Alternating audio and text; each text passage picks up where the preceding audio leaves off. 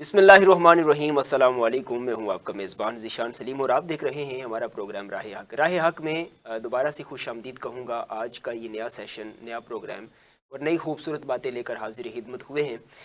چونکہ ہمارے پروگرام کا آغاز تلاوت کلام الہی سے ہوتا ہے اور حق کے راستے میں جو باتیں ہوتی ہیں وہ بھی قرآن مجید، اللہ رب العزت کے احکامات، خداوند کریم کی خوبصورت باتیں جو ہمارے لیے، ہماری زندگیوں کو خوبصورت اور مزین و معطر کرنے کے لیے اللہ رب العزت نے قرآن جیسا خوبصورت تحفہ عطا فرمایا ہے، اسی کے اوپر ہم باتیں کریں گے۔ آج ہم کن عنوانات کو ڈسکس کرنے والے ہیں، کن خوبصورت باتوں کو اپنے اس سیشن کا موضوع بنانے والے ہیں، اس کے اوپر تو ہم ضرور بات کریں گے، لیکن اس سے پہلے ہم تلاوت کلام الہی سنیں گے، نعت رسول مقبول صلی اللہ علیہ وآلہ وسلم سنیں گے، پھر سوالات و جوابات کا سلسلہ انشاءاللہ شروع کریں گے۔ تو میرے ساتھ موجود ہیں مولانا فداء الرحمان حیدری صاحب، ان کی خوبصورت آواز میں تلاوت کلام الہی۔ بسم اللہ سر۔ اعوذ باللہ من الشیطان الرجیم، بسم اللہ الرحمن الرحیم،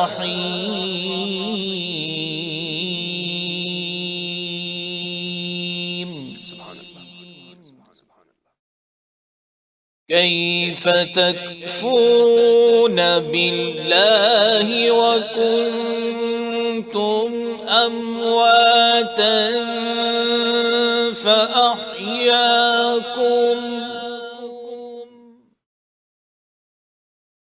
کنتم امواتا فأحیاکم ثم یمیتکم ثم یحییکم، ثم يحييكم ثم إليه ترجعون،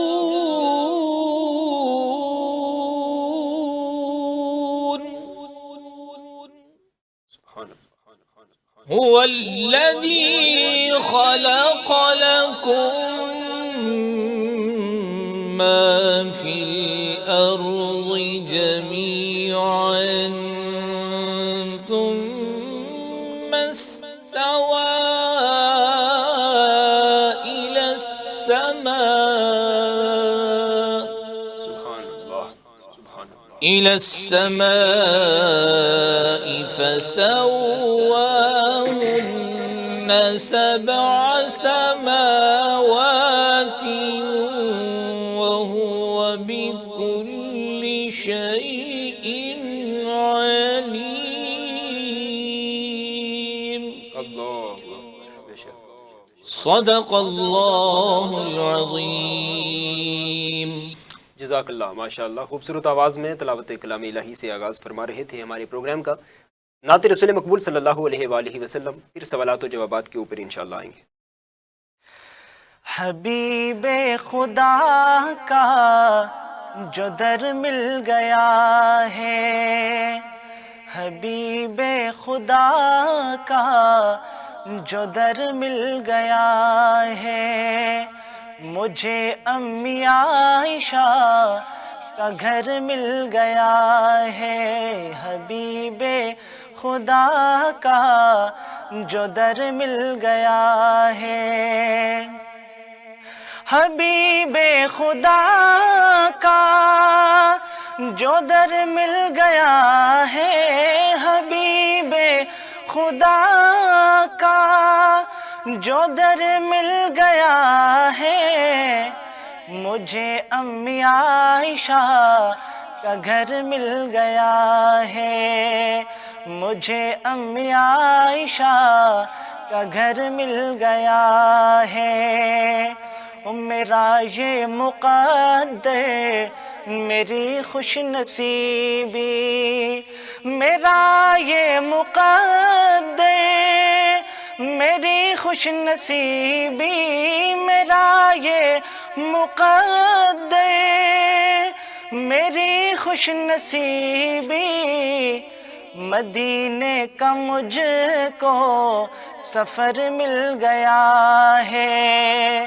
حبیب خدا کا جو در مل گیا ہے، مجھے امی عائشہ کا گھر مل گیا ہے، مجھے امی عائشہ کا گھر مل گیا ہے، صحابہ کے جرمت میں بیٹھے ہیں آقا، صحابہ کے جرمت میں بیٹھے ہیں آقا، ستاروں میں مجھ کو قمر مل گیا ہے، ستاروں میں مجھ کو قمر مل گیا ہے، حبیب خدا کا جو در مل گیا ہے، مجھے امی عائشہ کا گھر مل گیا ہے، یہاں سبز گنبد میں آقا مکی ہے، یہاں سبز گنبد میں آقا مکی ہے، یہی ابو بکر اور عمر مل گیا ہے، مجھے امی عائشہ کا گھر مل گیا ہے، حبیب خدا کا جو در مل گیا ہے، مجھے امی عائشہ کا گھر مل گیا ہے، پڑھوں نعت ان کی تو رب کو منا لوں، پڑھوں نعت ان کی تو رب کو منا لوں، مجھے کتنا پیارا ہنر مل گیا ہے، حبیب خدا کا جو در مل گیا ہے، مجھے امی عائشہ کا گھر مل گیا ہے، حبیب خدا کا جو در مل گیا ہے۔ ناظرین کرام، نعت رسول مقبول، تلاوت کلام الہی، اب ہمارا جو سیشن سوالات و جوابات کا ہے، ہمیشہ میں یہی کہتا ہوں کہ یہ سوالات و جوابات کا سلسلہ جو ہوتا ہے، اس کے اندر ایک تو ہمارے اپنے علم میں اضافہ ہوتا ہے، میں ذاتی طور پہ کہوں تو یہ ایک ایسا تجربہ ہے کہ جہاں سوالات و جوابات ہوتے ہیں، جہاں بے شمار باتیں نکلتی ہیں، جہاں بحث و تکرار ہوتی ہے، جہاں علمی گفتگو ہوتی ہے، اور بالخصوص علمی گفتگو کے وہ نقطے جو قرآن سے ہم لیتے ہیں، قرآن کی تفاسیر سے لیتے ہیں، تشریحات سے لیتے ہیں، وہ کس قدر خوبصورت نکات ہوتے ہیں، کس قدر خوبصورت باتیں ہوتی ہیں، اور وہ کتنی زندگی کو مزین کرنے والی، اور جو ہمارا پروگرام راہ حق کا ہے، حق کے راستے کو واضح طور پہ ہمارے سامنے لانے کے لیے جو کتنی فائدہ مند ہوتی ہیں، اس کے اوپر ہم اب آج بات کریں گے، چونکہ ہم کل بے شمار ہم نے باتیں کی ہیں، بے شمار باتیں رہ گئی تھی۔ اب معاشرتی برائیاں چونکہ ہمارے اس پورے سیشن کے اندر جو ہم نے ڈسکس کیا ہے، اس میں ہم نے زیادہ کوشش کی ہے کہ سوسائٹی کی جو برائیاں ہیں، اس معاشرے کے اندر نئی سے نئی جنم لینے والی جو برائیاں ہیں، ان کو لازمی پوائنٹ آؤٹ کیا جائے، ان کو لازمی ڈسکس کیا جائے، ان کو لازمی اپنے اس سیشن کا موضوع بنایا جائے، کیونکہ ہم خود بھی اور اس معاشرے کے اندر وہ لوگ جو کہیں نہ کہیں بے راہ روی کا شکار ہیں، چاہے وہ نوجوانان امت ہیں، چاہے وہ ہمارے چھوٹے بچے ہیں، چاہے وہ بڑے لوگ ہیں، کہ جن کو کہیں نہ کہیں کسی چیز کی ضرورت ہے کہ گھریلو ناچاکیاں ختم کی جائیں، آپس کی جو لڑائیاں ہیں، جھگڑے ہیں، فسادات ہیں، ان کو ختم کیا جائے۔ زمین کے اندر جس طریقے سے ہم فساد فی الارض کے اوپر کل بات کر رہے تھے، وہ ساری چیزیں ہمارا ڈسکس کرنا اصل مقصد ہے، اور اس پروگرام راہ حق کی ابتدا کرنا بھی اس کے پیچھے جو لاجک ہے، جو مقصد ہے، وہ اصل میں یہی ہے۔ اب کہ ہم انشاءاللہ اس کے اوپر تفصیلاً بات کریں گے، لیکن آج میں جو ذکر کرنے لگا ہوں، آیت نمبر 28 کے اوپر ہم بات کریں گے، سورہ بقرہ کی آیت نمبر 28۔ میں نے جب اس کی ابتدا میں ایک بات پڑھی نا، اللہ رب العزت نے سوالیہ انداز میں پوچھا سنیے گا ناظرین کرام اور غور سے سنیے گا.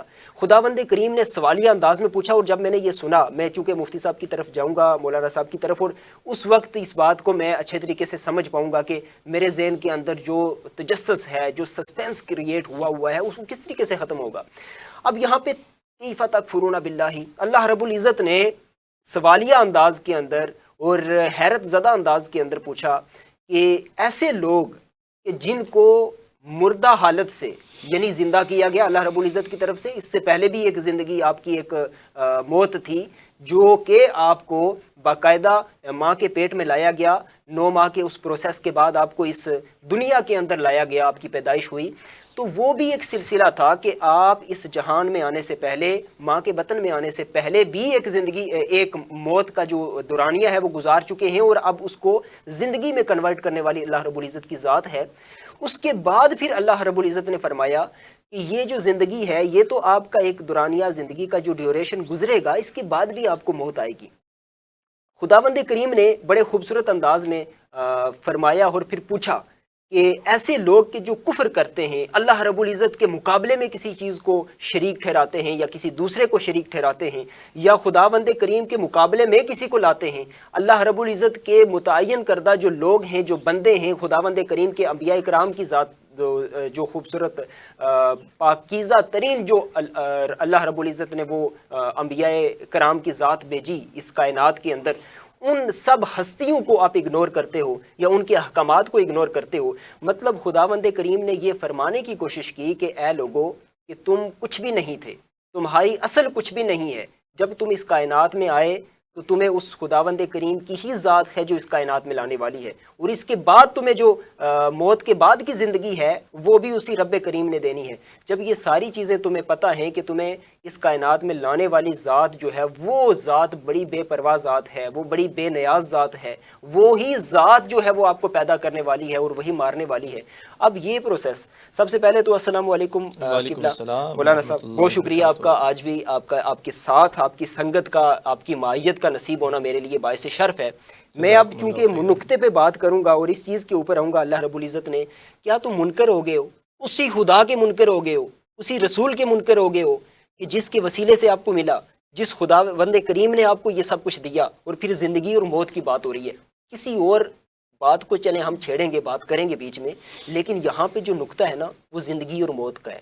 اللہ رب العزت نے تمہیں موت سے اٹھا کے زندگی دی.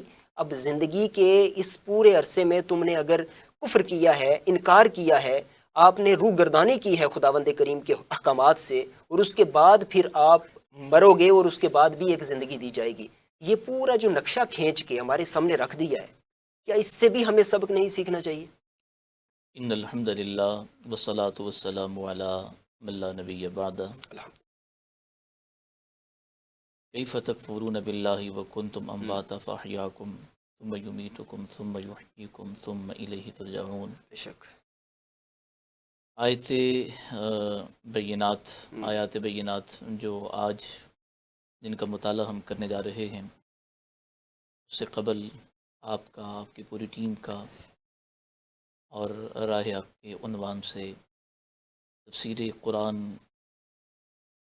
کو یعنی نشر کرنے کا جو اہتمام کیا اسٹار ایشیا چینل نے, ان کا تہ دل سے شکر گزار ہوں. اللہ جل وعلا دارین کی سعادتیں مقدر فرمائے. آپ کے سوال کردہ نقطے کے حل سے قبل میں مناسب سمجھتا ہوں کہ جو آج کی آیات زیر مطالعہ ہیں, گزشتہ درس سے ان کا ربط کیا ہے, گزشتہ آیات بینات سے ربط کیا ہے, وہ میں عرض کرتا چلوں.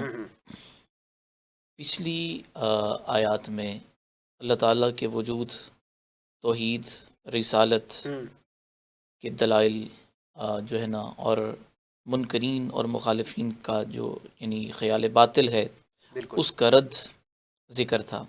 بے شک.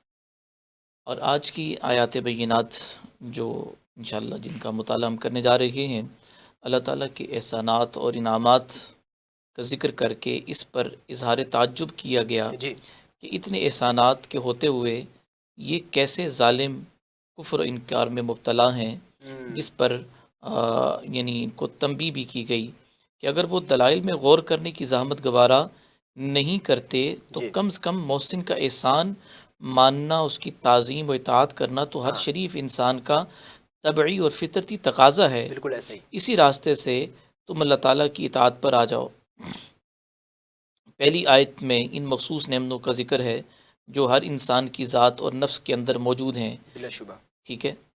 تو پہلے وہ بے جان ذرات کی صورت میں تھا، پھر اس میں اللہ تعالیٰ نے زندگی پیدا فرما دی۔ دوسری آیت میں ان عام نعمتوں کا ذکر ہے جن سے انسان اور تمام مخلوقات فائدہ اٹھاتی ہیں اور انسان کی زندگی اور بقا کے لیے ضروری ہے۔ ان میں سے پہلے زمین اور اس کی پیداوار کا ذکر کیا گیا جس سے انسان کا قریبی تعلق ہے، بلا پھر شبہ۔ آسمانوں کا ذکر کیا گیا جن کے ساتھ زمین کی حیات اور پیداوار وابستہ ہیں۔ بالکل۔ کیف تکفرون باللہ وکنتم امواتا، یعنی تم ایک ذرہ بے نشان تھے، انکار کرتے ہو۔ هل اتی علی الانسان حین من الدہر لم یکن شیئا مذکورا، اللہ، اور تو کوئی قابل ذکر شے ہی نہیں تھا۔ بلا شبہ۔ انا ہدینہ السبیل اما شاکرا و اما کفورا، بے شک۔ آج اگر تیرے قدموں میں جان پڑ گئی، تو چلنے، دیکھنے، بولنے کے قابل ہو گیا، اس خالق کے کائنات کو بھول گیا۔ اللہ، کیف تکفرون باللہ، تعجب، استفہام تعجب کے طور پر، کیف تکفرون باللہ وکنتم امواتا، ذرہ بے نشاں تھا، فاحیاکم، اس مالک نے تمہیں زندگی بخشی۔ بالکل ایسا۔ اب موت و حیات کے فلسفے بہت سارے ہیں، لیکن قرآن یہ کہتا ہے ہاں کہ اس لیے پیدا کیا ہے وما خلقت الجن والانس الا لیعبدون، اس مالک کا اللہ، تعارف، کیا بات۔ الا لیعبدون ای لیعرفونی، میری عبادت میرے تعارف کے لیے، کیا بات، مجھے پہچان جاؤ۔ زبردست۔ اب دیکھیں قرآن مجید کا اسلوب، سب سے بڑی چیز یہ ہے کہ میں اس دنیا میں آیا ہوں، آیا کیوں؟ سب سے اپنی بڑی، مرضی اور بالکل چاہت ایسا، سے آیا ہوں، بالکل میرے ایسا۔ مالک نے مجھے بھیجا ہے۔ اور یہاں آ کر ہم دیکھتے ہیں کہ آنے کی ترتیب ہے، جانے کی ترتیب نہیں ہے، نہیں جانا ہے۔ پھر جہاں جانا ہے ابدی فیصلوں پر معاملات نے طے ہونا ہے، جنت ہے، جہنم کا معاملہ ہے۔ بے شک۔ اور دور جس دور ہم گزر رہے ہیں، کہتے ہیں جی لاجیکل وے سے بات کو سمجھایا جائے۔ جی دیکھیں حشرات الارض بھی زندگی گزار رہے ہیں، چرند اور پرند گزار رہے ہیں، حیوانات گزار رہے ہیں۔ قرآن مجید جو تربیت کرنے والی کتاب ہے، ہاں جی، دنیا میں اس جیسی کوئی تربیت اور نہیں کر سکتا۔ بے شک، بے شک، بے شک۔ کیف تکفرون باللہ وکنتم امواتا فاحیاکم ثم یمیتکم، پورا ایک فلسفہ بیان کر دیا گیا۔ اللہ، منہا خلقناکم وفیہا نعیدکم کیا بات، ومنہا کیا بات۔ نخرجکم تارۃ اخری، اللہ، اسی مٹی سے پیدا اللہ، کیا، اسی میں ڈالیں گے، اسی سے نکالیں گے، ومنہا نخرجکم بلا تارۃ شبہ، اخری۔ بے شک، بے شک۔ اب یہاں جو چیز یہ ہے کہ دیکھا جائے کہ ان لوگوں نے اگرچہ بظاہر خدا کا انکار نہیں کیا، کیف تکفرون باللہ، ٹھیک ہے، مگر رسول خدا کے انکار کو ہی خدا کا انکار قرار دیا، بالکل ایسے۔ جو حضور خاتم النبیین والمرسلین صلی صلی اللہ تعالی علیہ وسلم جو پیغام شریعت لے کر آئے اور اس پر لبیک نہ کہنا، در حقیقت وہ کیا ہے؟ خدا تعالیٰ کے وجود کا انکار ہی ہے۔ کیف تکفرون باللہ، بالکل ایسے۔ یہاں سوال یہ اٹھتا ہے نا کہ اللہ کے رسول، یعنی اللہ کا انکار تو ان کا ایسا نہیں آتا کہ ہم تمہارے، یعنی ہم خدا کو نہیں مانتے۔ مشرکین مکہ یا اس دور کے جو لوگ تھے، انہوں نے کہا تو مانتے ہیں لیکن اپنے طریقے سے مانتے ہیں۔ تصور خدا تھا، عبادت خدا کے بھی مختلف طور طریقے اور رسم رائج تھی۔ بلا شبہ۔ کیف تکفرون باللہ، یعنی جو میرا محبوب میرا پیغام لے کر آیا ہے اس کا انکار کیوں کرتے ہو؟ یہ تو ہم قرآن کی باقی آیات کے اوپر بھی اگر نظر ڈالیں تو وہ اطاعت الہی، اطاعت بالکل، محمدی وہ کس بالکل، قدر بالکل، ساتھ ہیں، اور اس کے بعد بالکل، محبت الہی اور محبت محمدی وہ کس قدر ساتھ ہیں۔ بالکل بالکل۔ ہاں جی، تو اب یہاں پر کیا ہے کہ یہ انکار در حقیقت رسول خدا صلی اللہ تعالی علیہ وسلم کا انکار اللہ جل وعلا کے انکار میں ہی شامل ہے. ہوتا ہے. بالکل. کنتم امواتا فاحیاکم، اموات میت کی جمع ہے. بالکل. ٹھیک ہے، مراد مردہ اور بے جان چیز کو کہا جاتا ہے، اور مطلب یہ ہے کہ انسان اپنی اصل حقیقت پر غور کرے تو معلوم ہوگا کہ اس کے وجود کی ابتدا ہاں جی. وہ بے جان ذرات ہیں جو کچھ منجمد چیزوں کی شکل میں، کچھ بہنے والی چیزوں میں، کچھ غذاؤں کی صورت میں تمام دنیا میں پھیلے ہوئے تھے. اللہ تعالیٰ نے ان بے جان ذرات کو کہاں کہاں سے جمع فرمایا، پھر ان میں جان ڈال کر انسان کو زندہ بنا دیا. یہ اس کی ابتدا پیدائش کا ذکر ہے.